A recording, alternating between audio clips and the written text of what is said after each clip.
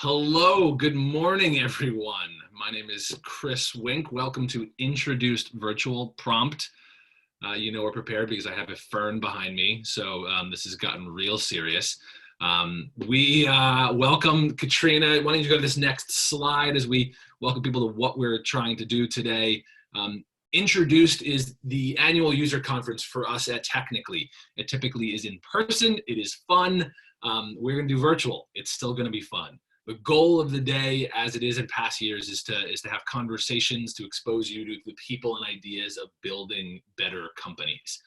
Typically, we introduce during our Philly Tech Week, which will be taking place from September 21st to September 25th, and Introduced will return on September 25th. Yes, that is our team, the Technically Media team that you'll be seeing many of these faces today. I want to also shout out the organizers for the day. Katrina will be clicking our slides, has done so much lifting behind the scenes and so much logistics. Thank you, Katrina. Vincent, Aileen, Alex will be moving people around. April is helping to produce on the events logistics side. Next, let's remind ourselves of our next slide. Yes, the agenda. The agenda today. We have a full-on day. It's safe to skip in and out. We're jam-packed with conversations around building better companies. You should be sure to check in early and often. Let's go to our next slide, Katrina. We have a mindfulness break we'll be looking at. Join us. We definitely want to hear if you have that line or that idea sparks inspiration. Please do join in the conversation, and make sure to register for our keynote, which is a separate registration for those who are interested, with Arlen Hamilton, the noted investor. Make sure to be using your hashtag PW20. Let's go to our next slide as we move into the little checkpoint here. Oh, I do want to shout out in the fall, September 25th, we will be there. Make sure to shout out our many friends and partners who are helping make that fall happen. So we will see you back in September 25th, in addition to a range of virtual events over the next couple months. Now we want to check in with our newsroom. The goal in this morning is to hear from our newsroom and make sure that we have a sense of what we've been reporting on for the last 6 weeks. Can you go to that slide? Shout out our newsroom. We want you to support us in so many ways. We help tell you our employer brand story. We want to underwrite stories you want to see, but also we do have a journalism fund for those who get value out of today. You can visit technically/journalism-fund and be sure to contribute if you find that valuable. But now let's, yes, indeed, go over, please, Katrina, to click over to our newsroom. So you're going to be hearing from Paige Gross, Michelai Graham, Quinn, Stephen Babcock, who report in each of our daily markets. We're going to talk a little bit about what has changed over the last 6 weeks. And let's get into it, actually. Paige, Michelai, sorry, I'm going to shout out the slide too. I apologize, guys. Want you to use the Zoom Q&A function if you guys have questions for us. And if you have technical challenges yet, you can put that in the chat. We got the hashtags there. And Ellen, I noticed, I hope we're not muted. I think you mean other participants are muted, and that's correct. This is our virtual conference, as you already note from me stammering like a fool up here. So we will be sending out a post-event survey. We want you to send that feedback. You could say, stop that poor lost man from stumbling so much. That would be great and valuable feedback. We're going to stop this stumbling man from speaking anymore. And we're going to go now truly to our newsroom. Michelai, Paige, Holly, Stephen, can we start by shutting me up and telling me where are you calling in from? Yes, I'm gonna hurry up and talk first before anyone else starts talking. Hello, everyone. My name is Michelai. I'm calling in from DC. I'm in Northeast DC, if anyone knows about the quadrants. And I'm reporting live from my home office. Gorgeous home office. What else we got? Thank you. Hey, I'm Stephen Babcock. I'm the assistant editor with Technically, based in Baltimore, Maryland. And I'm here in the Remington neighborhood, which is just blocks from Druid Hill Park, where I've been enjoying a lot of outdoor time in these in these times. So, with a mask on, I hope. yeah, of course. Only all masked up and ready to go. So. Good.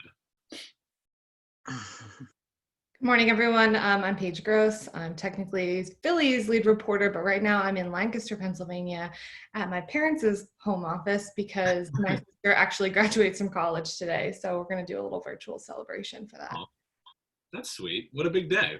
Yeah. I'm Holly. I'm the lead reporter for technically Delaware. I am at home in Wilmington, West Side Wilmington, and ready for the day. Indeed, we're ready. So let's highlight some of the changes we've seen over the last 6 weeks. I want to call out each of you on something that I've seen you report on, but do want us to jump in and call out examples you've seen. Michelai, both in DC and beyond, we've covered the big dramatic shift to remote work. Of course, in our reporting, a lot of companies already had pretty flexible work from home policies. But I gotta imagine this is a pretty dramatic change. So you talk a little bit about examples of why has this actually been so hard, and how are teams coping? Yeah, I really feel like work from home policies were really popular in DC because we're just kind of a mixing pot of different people from different areas. So a lot of teams were already, like you said, had really good remote work policies. And if they didn't, they're still finding ways to change them. From what I heard in the community, the most difficult aspect of going remote is still keeping that office culture and sense of community with the employees as they're still doing this. Of course, we all have Slack, we have Zoom, but there's still nothing like that in-person interaction. So I've heard a lot of teams are still trying to stick to that. More specifically, like nonprofits and a lot of the incubators and how they're interfacing with the community has changed a lot. For instance, speaking on the digital divide, Bite Back locally, who also has students in Baltimore as well, they try to equip all their students with laptops and Wi-Fi hotspots so they can continue learning from home. So that was like a really, that was one of the first things I learned about, and I thought that was really, interesting and cool how they hopped on that. Same with Seed Spot, they transitioned all of their programming to virtual in 2 days, which I thought was very impressive. And one thing that Seifer mentioned was just communicating to the general community about these changes. Like, yeah, we are still, doing our incubator. Yeah, we are still going to be hosting events. Here's where you can find them. Here are those resources. One organization I want to call out too is DC Startup Week. They used to host a lot of events, of course, not just throughout the year, but a week-long series in the fall. And quickly they launched this Startup DC Online, which is still providing resources and events for the local community. And just places to gather. So just doing like co-working check-ins and coffee meetings, and not just here's, an event with a lot of heavy information. So I think it's important and nice to see how those organizations are hopping on things like that quickly. Michelai, you touched on one of the biggest stories that I know we've all done a ton of reporting on, how much something like a pandemic and an economic crisis amplifies existing inequalities in the communities you report on. All of you done reporting on this, but Stephen, in Baltimore, this has come up quite a bit. Touch on a bit, what are we seeing and how this is amplifying inequalities, digital equity and the like, and how we're seeing people respond to it? Yeah, I think when we really talk about, the needing to go to remote work, it's, you have often, in the reality in Baltimore, take Baltimore, for instance, we basically had a situation in the city where data says nearly a quarter of people don't have an internet connection at home. And, there's a lot of things that have been done over the years, from as sweeping at, in the library system that they've been doing to try to, and obviously when students go to school, they have access to computers there, and, job training and, a lot of programs to really help get people and close that digital divide. But in this situation where we are all pretty much asked to stay home, you basically are left with what you have at home, and that only exacerbates the problem that we already saw. And then when you talk about going to school and and families who are also working from home, then houses might only have one device. There might be basically one smartphone that maybe an entire family is using. So so the problem gets pretty acute pretty fast when you are trying to do distance learning, when you are trying to work from home. But what we've seen in Baltimore is a really a group of advocates that have come together on kind of the grassroots level. We've seen groups setting up mesh networks. I'm actually going to something this morning where we're going to mask on, of course, where we're going to see a mesh network get set up at a school in Sandtown, Winchester, which a lot of people might remember from a few years ago, the neighborhood where Freddie Gray was from. We're seeing folks that are just driving around and collecting laptops and folks in the tech community refurbishing them. And what we really saw, what I wrote about this week was, 50 organizations are really coming together and putting a call out and saying, we're going to try to close this and do what we can and pool our resources, So that's going on the grassroots level. And then I think what's really interesting is, not to be ignored, certainly, is the efforts of the school district itself here in Baltimore. The public schools has, they had about 15,000 laptops that they were able to put back online to distribute. And then I think the number was around 12,000 more that they were able to get Chromebooks to distribute to students. And then we also saw the city council step up and talk about the digital divide in the same sentence as it's just as important as getting food to students. And they actually approved $3 million to do that. So I think that's really important to that this was a problem and this was an issue kind of beforehand, and it likely will be afterward. But in this specific situation, when we talk about working remotely, learning remotely, it's just exacerbated even more. And I did just want to put in a word, since we're talking about the the kind of loan programs that we've seen come up as well. I think there's been some, the divides and inequality that we see play out in society has surfaced there as well. I think, we've seen programs come up for underserved communities that, that just feel left out by the federal loan system, that, a lot of folks are sole proprietorships that don't have employees. And when it's a paycheck protection program that is literally made for payroll, well, what do you do when you don't have, payroll to pay? What, the program is administered through the banks. So, if you don't have a solid banking relationship already, which many underserved minority-owned businesses, sometimes they don't, so we have seen, cities, I think, in, Baltimore and Philly and DC, cities have come and said, we're doing small business loan programs to try to fill some of those gaps. We've seen Lendistry and Goldman Sachs come together in a number of cities to try to put a new kind of pathway in place to get to the PPP loans. But I think that, again, that kind of divide or the kind of disparities that already existed, I think those are coming out even as we create new programs to try to deal with this economic shock that we're facing right now. Stephen, I actually want to, before I move on to Holly and Paige, I want maybe a question you guys can all respond to. Note for everyone, we're about 150 participants so far, so that's why many of you are asking, why can't I see everyone? That's why you will not be able to see everyone else. There's a whole bunch of you. But you can put your questions in the Q&A function in Zoom, and we are watching that right now. This is the Technically newsroom, giving you guys an update as we start the day. One question that I do see that relates to what you're describing, Stephen, is from Anne. Anne asks, and this is probably across any of our markets, are any of you seeing cities that are, or groups, advocates in cities that are trying to take this opportunity of digital inequity, digital divide, to try to use it as a point of advocacy for either seeing internet access as a true utility, human right? I'm picturing Media Mobilizing Project in Philly. Paige, I don't know if you've heard anything from them. I don't know if Bite Back has gotten to this in DC. Michelai, are you seeing anyone take a moment and say, this is exactly why internet access is something more than a privilege in a moment like this? Have you guys seen anything like that? There's definitely been some call outs when it comes to education in Philly.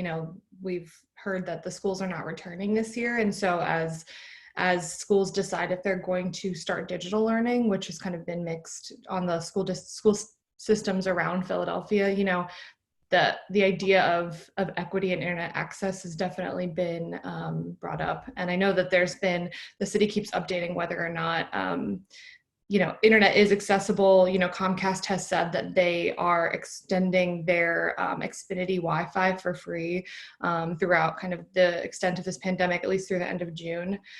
So it's definitely on the top of people's minds. It's such a large issue that I don't know that there's a solution to it, or, people are definitely, doing their best to make sure that people who need internet access can get it. But, Philadelphia has nearly 2 million people, so, it's not an issue that's going to be solved overnight. I think we're going to see this throughout the, entirety of the pandemic, and it's been an issue before it. If anyone's here from Phoenix, you'll tell us that we only have 1.6 million. Sorry, Phoenix.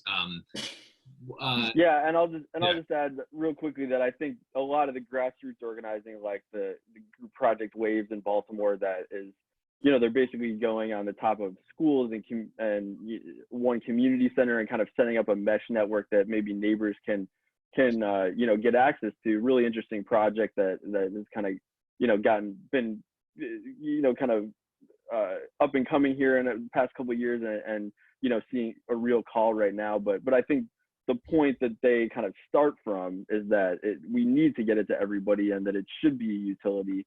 But so how do we, so this is the tool that we can use to do that right now. But obviously there could also be something from the government level that kind of creates more of a utility kind of structure to that, to get it to everybody. So I think that there's different ways to attack the problem, but I think a lot of them are starting, especially when it comes to the internet connectivity point, comes from the same starting point. Let's keep our roundup going of what technically is seen over the last 6 weeks really dramatically change. A third example here is cyber threats. This is something we've reported on constantly. They range from insecurity, they range from Zoom bombing. If any of you are planning on Zoom bombing us today, thanks ahead of time for giving us a great example of this being a risk. Holly, you've done some reporting in like a broader sense of cyber threats. Want to just you're calling from west side of Wilmington. You're not so far from some of the largest credit card financial services agencies in the planet. They are obviously thinking about this. Have you seen examples, small, big, or other, around cyber threats in any form? And how are you characterizing that, or how have you seen that change in the last 6 weeks? Any examples come to your mind? Well, yeah, I think what's been happening a lot lately has been just exploiting people's anxieties, and including employees. Everybody, a lot of people are working at home, and people are getting things that look like they're saying that they've been exposed to something, and click on here's an emergency type of thing. That's one thing that there's a lot. Also, the stimulus checks. A lot of people have had delays and haven't been able to find out their status, and that's been exploited a lot with people getting phishing emails. It's always the big threat. So Holly, quick interruption, because I think for everyone, all 160 of you guys now do have the raise hand function, and I'm trying to break things today. If you've gotten your stimulus check, can you hit the raise hand function just so we see that sense? I will not be hitting the raise hand for one. Holly, keep going. Sorry, I want to see that interactivity. I think, see if you guys see the raise hand function. Maybe that's actually, I may have lied to you and that's not functional. So you can drop it in comments. I lied to you. We do not have the raise hand function. So drop in comments if you're just curious. Sorry, Holly, keep going. No, yeah. So the stimulus check issues has been a big thing that's been used by cyber criminals to try to get information from people, so it sort of moved from being about people's fears of being exposed to the virus to here's where you can put your information to get your check faster, and then they steal your information. And then again, the Zoom bombing is a big thing, and that's a cyber crime where usually they're not actually trying to steal information. It's just pure disruption. And it happened recently to our United States Rep Lisa Blunt Rochester. This was about a week ago. Had some racist and sexist images put into one of her community town halls.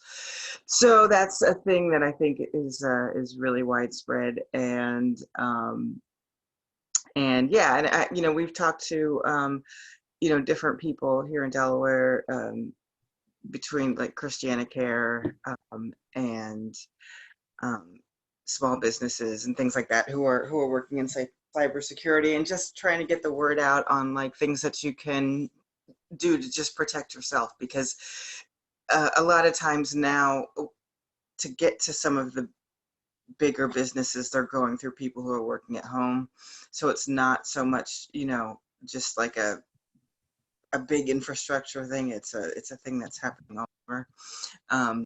So yeah, and also I just wanted to just add, when we were talking about the grassroots and the digital divide, I did want to say, like in Delaware, we have a lot of startups and small businesses that are really involved in that.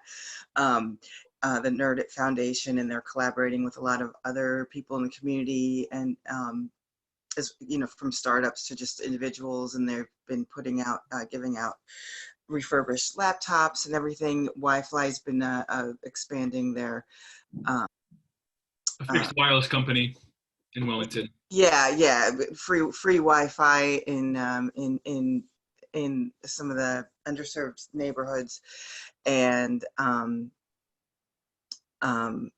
you know, reach Riverside. There's a lot going on, but there really has been a lot of mobilization from some of the startups in Wilmington, which I think is really cool. Yeah, a couple of quick notes here. One, guys, thanks so much for all the activity in the comments. Noting that I can't see the raised hand function, that's on me. But small thing, we've seen early reports on stimulus checks going to the deceased family members. I am so sorry, because we've got a whole bunch of you in the comments who've had that exact experience. I do want to note a quick thing there. We knew fiscal stimulus had to move quickly. I think we're going to see a lot of reporting about the challenges, and those are important, but I plead with you all that in times of economic crisis, the definition of fiscal stimulus has to be fast. So some things are going to be broken. Paige, round us out here with our big fourth trend before we get into our final legs of our little newsroom sprint here. It's about all these companies who are suddenly in the PPE game. We've seen a huge transformation of 3D manufacturing companies who are doing PPE. We're seeing other firms entirely change what they are. It's the war effort, as it were. You think this is a great sign? What are some examples? Is this distracting or wonderful? Is it beautiful or harrowing? What do you think? That's a lot of questions. No, I mean, a lot of you. Philadelphia has always been, you know, an eds and meds kind of city. So we will always have a very strong tie to healthcare. And as we've seen, luckily, you know, Philadelphia's hospital system has not been overwhelmed so far. You know, we have not reached that peak of not having enough hospital beds to fight, you know, the current folks who need ICU care. But because of our strong ties to the healthcare system, I think we were always going to see, you know, that effort to create the PPE, because we've been going through it so fast. So specifically, very early into the crisis, I heard of CoverAid PHL, which is kind of this collaboration of makerspace folks, people who were working in fashion, basically anyone who had the capacity to either shift their business model to create PPE, or, you know, we were hearing stories of, you know, folks who work in tech but like have worked with 3D printers before are suddenly figuring out how to make face shields, you know, printing the actual head piece that goes on, and then being able to apply a plastic sheet that kind of elongates the amount of time that you can wear your PPE. So I think Philly's ties to the healthcare industry and kind of makerspace kind of innovation community here was always kind of going to jump in and produce, you know, PPE the minute we started to realize, you know, I know that it's still lacking. I know that, you know, every healthcare system is probably still needing PPE, but we have seen an effort kind of from the makerspace community of people innovating, people collecting. I've seen a lot of like the nurse community in Philadelphia, you know, going around and collecting PPE from, you know, manufacturers or places who are donating it. So yeah, I think that's been a very large story in the Philadelphia area and everywhere really, but you know, just our connection to healthcare has made it kind of at the forefront for us. That's great. The comments are great, friends. I'm still also tracking the questions.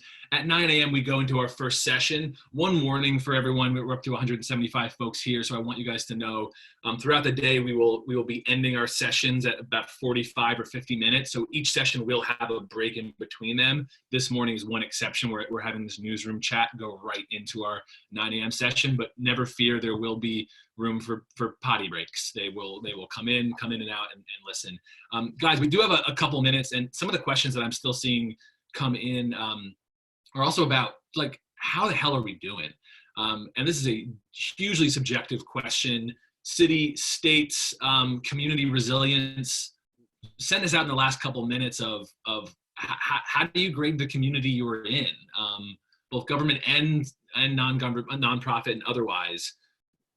Michelai, can you even begin to wrap your head around how is the city faring? How's the region faring? Yeah, each morning, our Mayor Muriel Bowser, she does a press conference just talking about the state of where DC is at, where a number of cases are, how many tests have been done, and things of that nature. For me personally, that has been very informative information just to see on the forefront each day, what's going on. I think more recently, there's been a lot of talk around this committee that she created to reopen the region.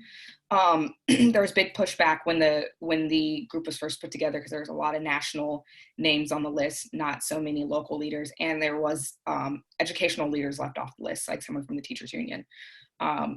One thing I do love is once you say something out loud in DC, it's very much so heard. So there were educational leaders added to that committee right away, as soon as the community started mentioning that it was missing.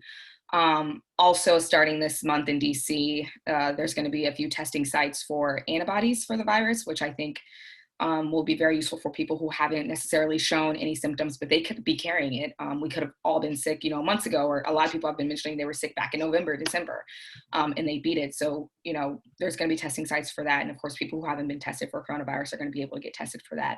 It's good to see these initiatives, because I feel like for the last 30 or 40 so days, we've kind of just been looking at how this virus is spreading, how it's climbing, and not so much what are the next steps. So it's good to see these talks are happening, especially the reopening committee, and that there's going to be testing sites to see if people have already potentially been sick with this, to get better numbers and projections about how this virus is going to affect us long term.